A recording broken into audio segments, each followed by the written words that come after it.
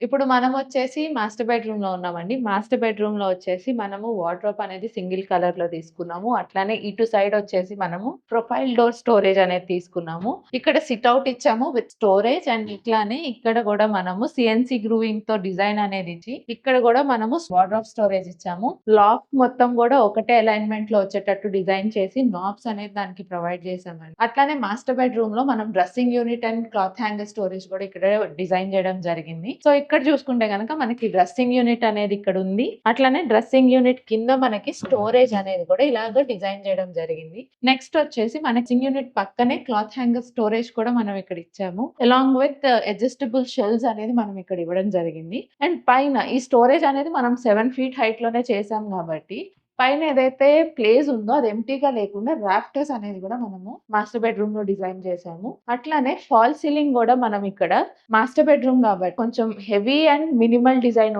Look వచ్చేటట్టు మనం ఇక్కడ డిజైన్ అనేది ఫాల్ సీలింగ్‌లో ప్రొఫైల్ లైట్‌కి చేసాము. అట్లానే మనము 4 ప్యానెల్ లైట్స్ అనేది గూడా ఇక్కడ డిజైన్ చేసామండి.